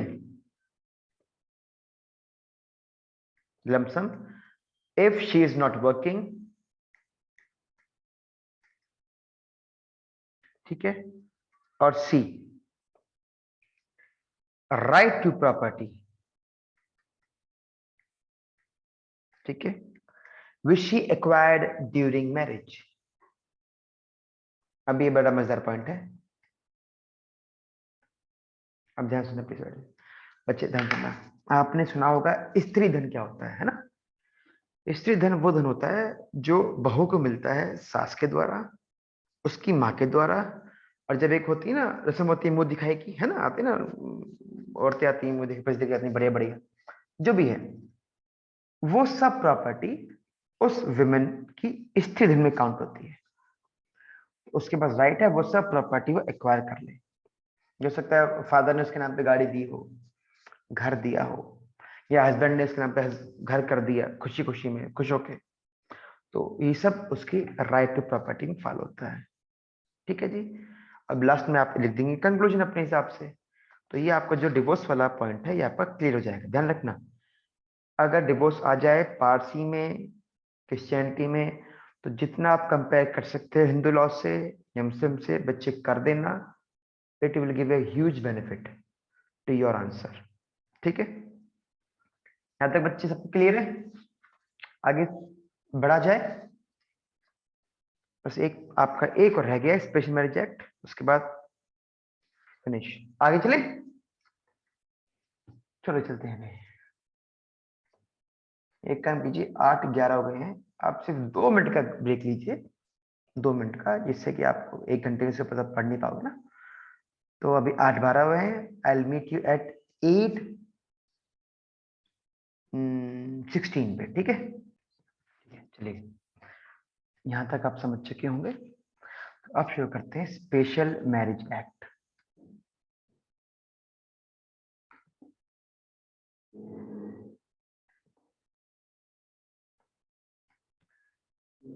आपको अगर इस क्लास के बाद पढ़ना हो तो मैं आपको लिंक भेज दूंगा, उस पर इसका फुल फ्लेज दिया हुआ है, बस समझ लीजिए। आप समझ लेंगे तो शायद आपको करने की जरूरत ही नहीं पड़ेगी कुछ भी, मतलब उसके उसे पढ़ लेना, आपका काम हो जाएगा। एक मिनट, तो मैं इसकी लाइट वो कर देता हूँ, ऑफ नहीं होगी फिर इसकी लाइट, डिस्प्ले।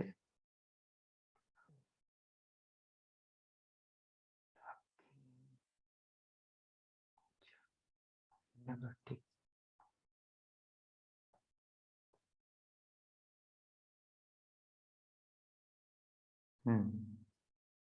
देखिए बेटा, स्पेशल मैरिज एक्ट है ना, वो क्यों आया था पहले वो समझ लेते हैं। 2 क्वेश्चन आपको आएंगे हमेशा, एक आएगा आपको effect of marriage, means solemnization under special marriage act. दूसरा बच्चा आपके इसमें आता है डिवोर्स का। इसके डिवोर्स के ग्राउंड्स एग्जैक्टली क्लियर है, सेम टू सेम है, एग्जैक्ट नहीं है मतलब 89% सेम है हिंदू मैरिज एक्ट के डिवोर्स से। तो अगर आपको डिवोर्स का क्वेश्चन आ गया एचएमए में, तो यहाँ पे डिवोर्स के ग्राउंड नहीं देगा वो, उसे पता है बच्चे लिख देंगे, लिख दे देंगे, ठीक है। तो सकता आपको इफेक्ट देके क्वेश्चन दे दे, ठीक। तो पहला करते हैं हम इफेक्ट्स। ये कह सकते हो marriage under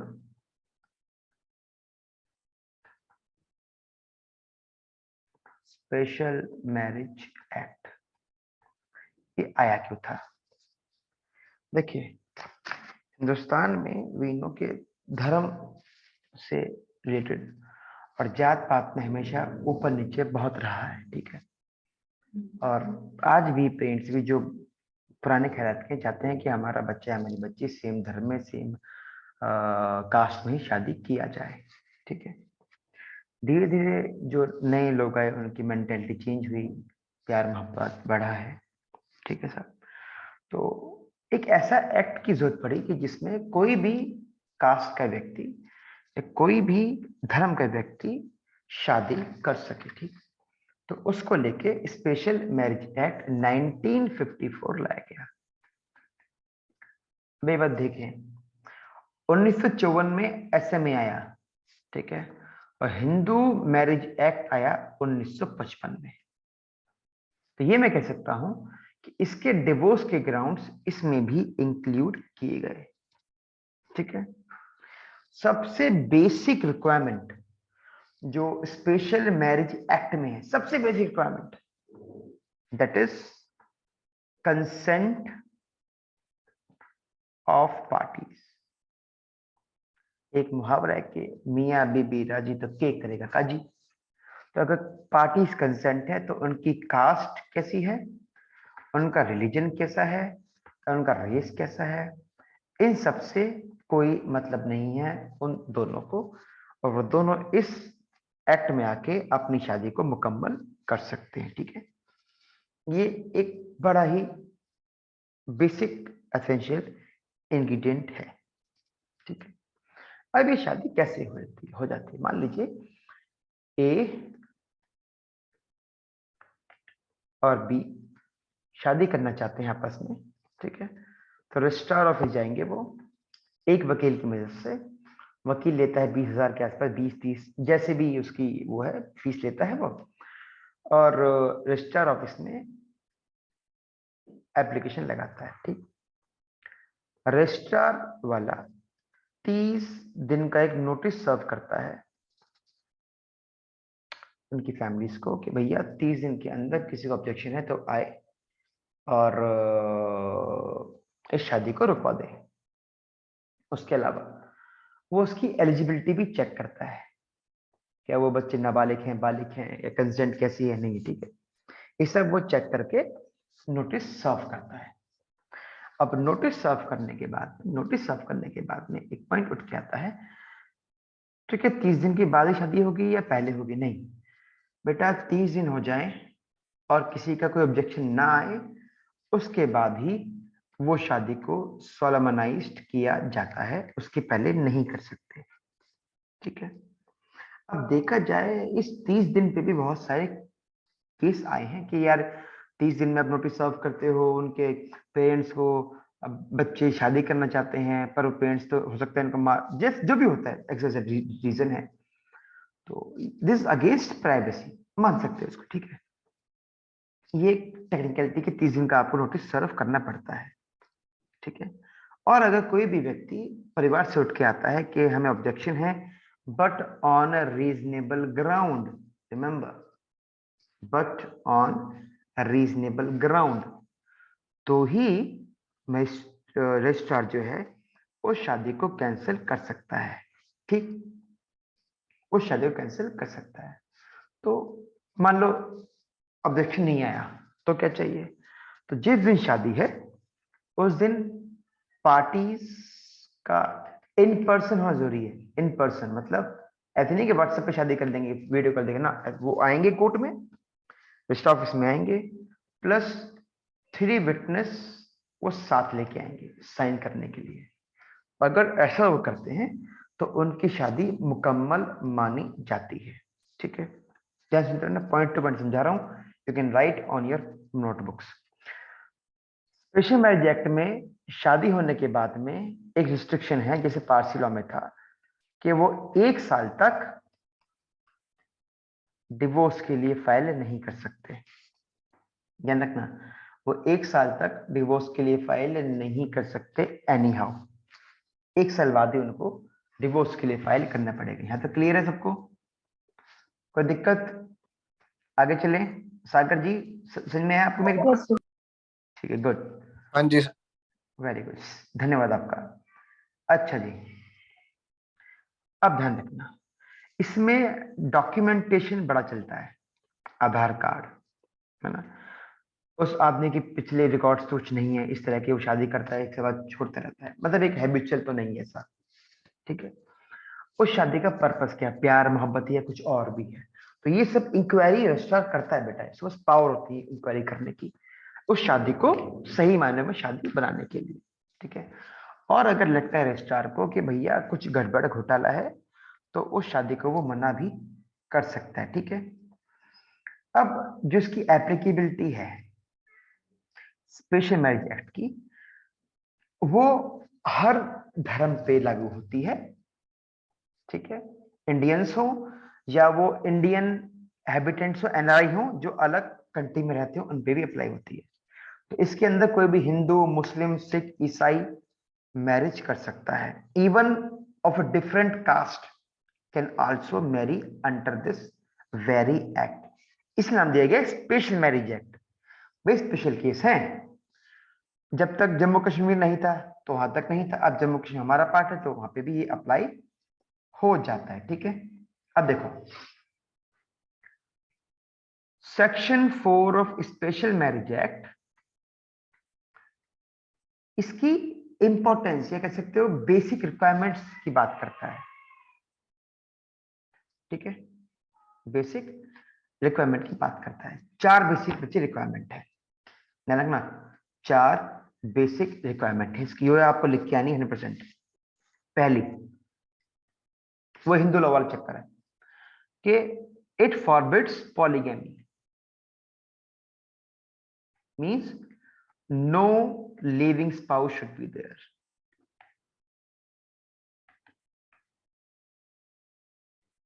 No living spouse should be there the time of marriage.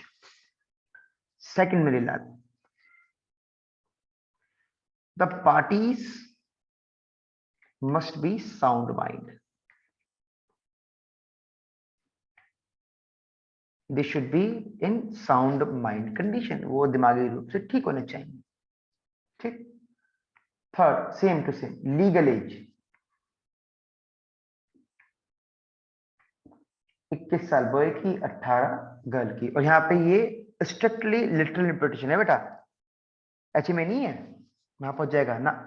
21 लड़का है आधार कार्ड से या 10th सर्टिफिकेट से, लड़की 18 की आधार कार्ड से 10th सर्टिफिकेट से, तो ही शादी मुकम्मल या रजिस्टर आगे बढ़ेगा, ना आगे नहीं बढ़ाएगा, उसको रोक देगा। चौथा जो है,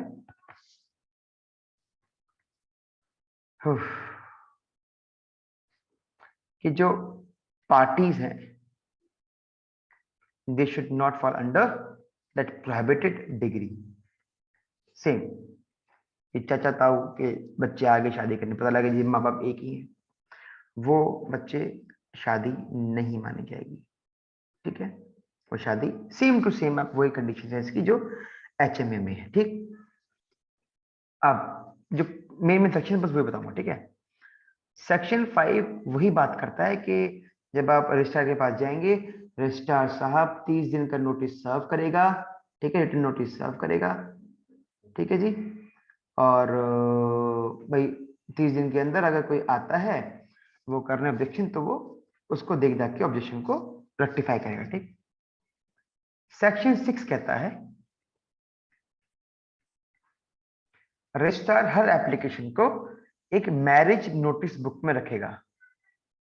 मैरिज नोटिस बुक में वो उसको काउंट करता है, मतलब उसको लिख के रखता है, भाई ये व्यक्ति इस तारीख को इन्होंने 30 दिन का नोटिस सर्व कर दिया है, मुझको भी बाहर भी, कि शादी करने वाले हैं, ठीक है जी, ये सिंपल है।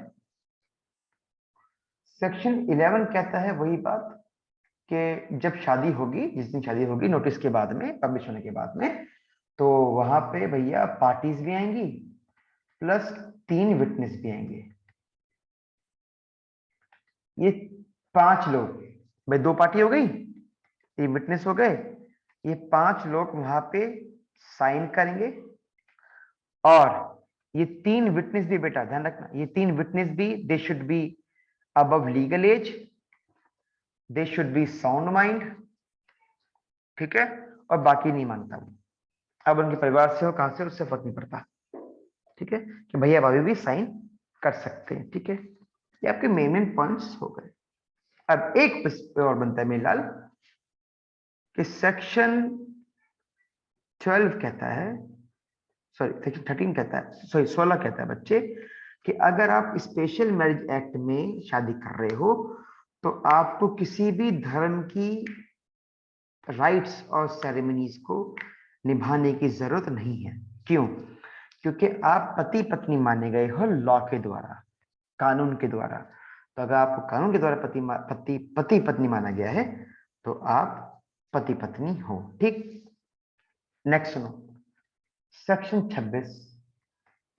26 बात करते हैं मेरे लाल कि जो आपके चिल्ड्रन होंगे इस मैरिज से, दे वुड बी वैलिड। क्या होंगे जी? वो होंगे वैलिड, ठीक है, उनको सही माना जाएगा।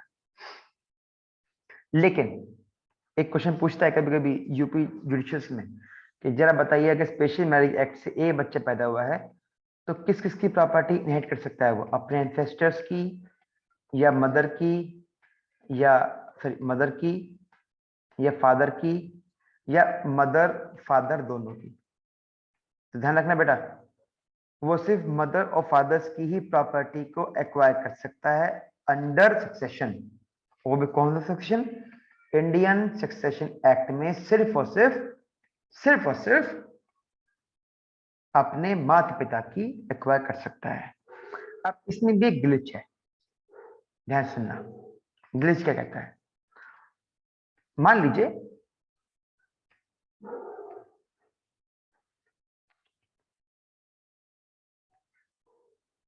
अब ठीक है, मान लीजिए बेटा हस्बैंड एक्स रिलीजन का है और वाइफ वाई रिलीजन की, डिफरेंट रिलीजन, ठीक है। उनसे बच्चा पैदा हुआ जेड, सेम रिलीजन होगा जो भी कुछ है। अगर दोनों रिलीजन अलग अलग हैं तो they will be followed by Indian succession act, ठीक है। लेकिन अगर बच्चे हस्बैंड और वाइफ दोनों ही हिंदू हैं, या बुद्धिस्ट हैं, या सिख हैं, या जैन हैं, तो उनकी प्रॉपर्टी डिसॉल्व होगी बाय हिंदू सक्सेशन एक्ट। ये बड़ा ही अलग किस्म का पॉइंट बता रहा हूं बच्चे, आप लिखे ना चाहे क्वेश्चन में अपने, give you some good marks, कि अगर दोनों अलग रिलीजन से मेरे लाल तो उन दोनों पे अप्लाई होगा Indian succession act regarding property उस बच्चे के लिए। और अगर दोनों सेम ही रिलीजन से हैं, हिंदू हैं, दोनों हिंदू बुद्धिस्ट सिख जैन हैं, तो उन पे मेरे बच्चे अप्लाई होगा हिंदू सक्सेशन एक्ट, ठीक है। यहां तक क्लियर? ये सुन लो, कोई भी एक बोल दिया, ठीक है, क्लियर है? आगे चले? Yes, sir. Good, thank you so much. अब देखिए, हम समझ चुके हैं इनकी कंडीशंस टू मैरिज, हम समझ चुके हैं इनका सक्सेशन, ठीक है। लेजिटिमेसी हम समझ चुके हैं कि भैया वैलिड मैरिज है, लेजिटिमेट है। और अगर मान लीजिए इन दोनों ने कोई कंडीशन नहीं बताई, जैसे they are under prohibited degree, तो भी इनका बच्चा लेजिटिमेट माना जाएगा। कि कोर्ट ये नहीं कहता कि भैया किसी बच्चे को आप इलेजिटिमेट छोड़ दिया जाए, ठीक है। अगला पॉइंट समझना कि रजिस्ट्रेशन कराने के लिए आपके पास क्या क्या डॉक्यूमेंट्स या आप पे क्या क्या एलिजिबिलिटी चेक होगी, ठीक है। चेक करते हैं, पहला चेक करते हैं कि you must be an Indian citizen, you must be an Indian citizen, दोनों इंडियन सिटीजन होनी चाहिए, ठीक है। दूसरा वही लिविंग स्पाउस, ठीक है। तीसरा जो बेसिक रिक्वायरमेंट है, consent must be free and full consent, दोनों फ्री एंड फुल कंसेंट, ठीक है। चौथा सेम ही रिपीट कर रहा हूं, बस रिक्वायरमेंट्स में डाल सकते हैं अलग से पॉइंट बना के, थोड़ा लंबा करने के लिए। एज वाला पॉइंट डाल सकते हैं इसमें, ठीक है। और 5 बच्चे कर सकते हैं प्रोहिबिशन। अबे प्रोहिबिशन सेम जाएगी वही, भाई बंधु भाभी वाली, प्रोहिबिटेड डिग्री वाली, ठीक है जी। तो अगर आप ये सब हैं, एलिजिबिलिटी चेक हो चुकी है, आप जाएंगे अफसर के पास और अपना एक पब्लिक नोटिस सर्व कर देंगे। पब्लिक नोटिस इतना लोग के छोड़ देना, ज्यादा इसमें मत घुसना, ठीक है। अब रुको, हाँ, जब 30 दिन निकल जाएंगे तो आप अपनी शादी को सोलमनाइज कर सकते हैं। वहां पे जाके नोटिस दे दिया, साइन कर देंगे आप, मैरिज नोटिस बुक में आप लिख देंगे और आपकी शादी मुकम्मल मानी जाएगी, ठीक है। अब देखिए, ध्यान से देखना, जिस तरह से हिंदू मैरिज एक्ट में आपको मैट्रिमोनियल रिलीफ मिलती है, ठीक है बेटा जी, उसी तरह से स्पेशल मैरिज एक्ट में भी आपको कुछ रिलीफ दी जाती है, एंड दे आर सेम। जैसे यहाँ पे क्या है जी, सेक्शन 9 है ना जी, और यहाँ पे सेक्शन 22 है ऑफ RCR, बाकी सब सेम है, बाकी सब सेम है। RCR, restriction of conjugal rights, withdrawn from the society, a reasonable cause, burden of proving, सब सेम दिया हुआ है, ठीक। कोहैबिटेशन ये सब सेम है आपका उसमें, ठीक है। दूसरा आपका मिलता है जुडिशियल सेपरेशन,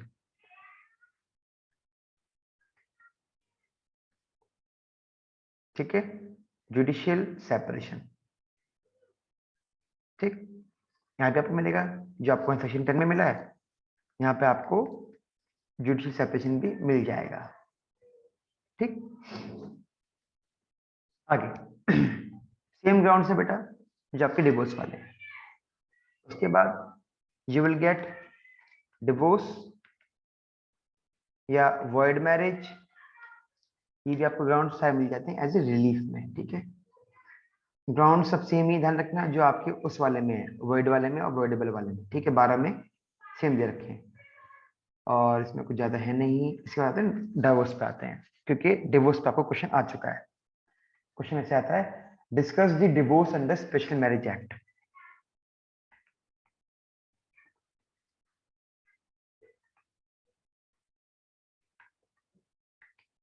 ठीक है, तो बेटा पहला है एडल्ट्री, ठीक। देखो पहले आपका adultery same as Hindu marriage act, कि ये पहले है तो बाद में है। अगला डिजर्शन, फिर इम्प्रिजमेंट 7 साल तक, फिर cruelty, it is not defined but you will take cruelty by 498A of Indian penal code, ठीक है जी। वनरेबल डिजीज, लेप्रोसी, ठीक है, रेप, सोडोमी, बिस्टेलिटी, ठीक है, दूसरी वाइफ है, ठीक है, या डिवोर्स बाय म्यूचुअल कंसेंट भी इसमें आ सकता है। आप इस सभी को डिस्कस कर देना कि आप पढ़ के तो आएंगे हिंदू मैरिज एक्ट का सेक्शन 13, तो अगर ये सब आप डिस्कस भी कर देंगे तो आपका आंसर फुल फ्लेज्ड माना जाएगा, ठीक है। अब एक क्वेश्चन आता है, मान लीजिए कि 1 साल बाद उन दोनों ने अपनी शादी तोड़ दी।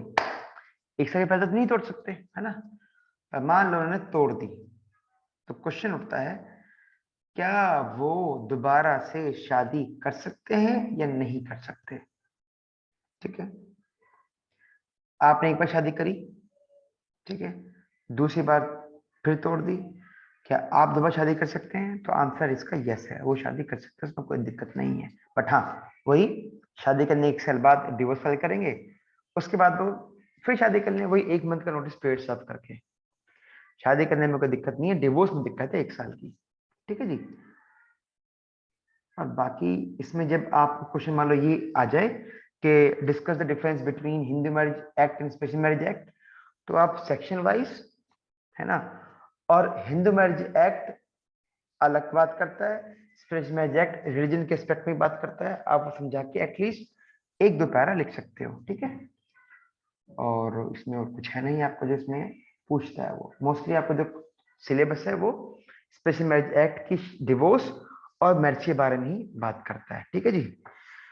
तो ये आपके कुछ क्वेश्चंस थे जो मुझे दिखे थे, है ना, और हमने डिस्कस कर लिए। बाकी भाई मैं आपको जो मुझे लगेगा मैं आपको भेज दूंगा।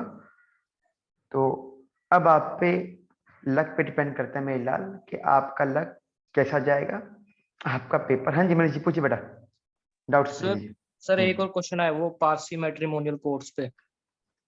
पारसी मैट्रिमोनियल कोर्स, यार वो बर्बाद क्वेश्चन है यार, वो इतना इतना घटिया क्वेश्चन है ना वो, मैं क्या बताऊं। देखो पारसी मैट्रिमोनियल कोर्स ना दो टाइप की होती है। आपने नाम सुना है जूरी का, नाम सुना है जूरी? एक जूरी हुआ करती थी पहले, नानावटी केस में जूरी बैठी हुई थी और जूरी डिसाइड करती थी कि कौन सही है कौन गलत है। नाम सुना है? सुना हुआ है सर। हाँ, Yes, sir. पारसी कोर्ट आज भी उस जूरी पे सरवाइव करती है। पारसी मैट्रिमोनियल कोर्ट्स आज भी उसी जूरी पे काम करती है, ध्यान रखना। मतलब क्या है, पारसी मैट्रिमोनियल कोर्ट्स दो हिस्सों में डिवाइड होती है। ये बड़ा अटपटा था, मुझे खुद भी समझ नहीं आया था, मैं इसको फिर लिया ही नहीं। फिर सुन लीजिए, पारसी मैट्रिमोनियल कोर्ट्स बेटा दो टाइप में डिवाइड होती हैं। एक होता है चीफ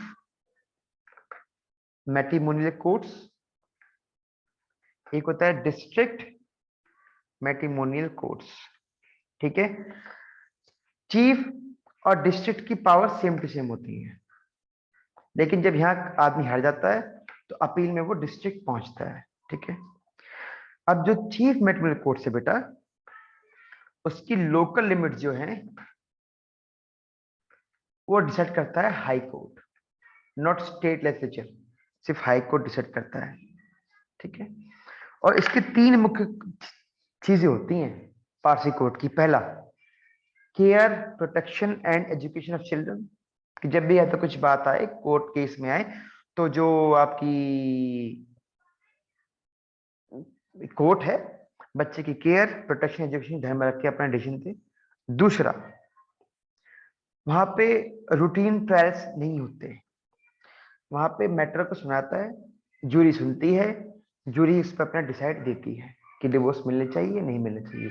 जो ग्राउंड्स दिए हैं हमने, जब हम ग्राउंड्स पढ़े हैं, वो सही है या गलत है। ठीक है, और तीसरा, इंटरलिक्यूटरी ऑर्डर्स, जैसे मेंटेनेंस का पास होता है। जब भी तुम्हें केस आएगा ना बच्चे, तुम ऐसे लिखना है इसमें, Parsi matrimonial courts are two types, chief matrimonial court and district matrimonial court.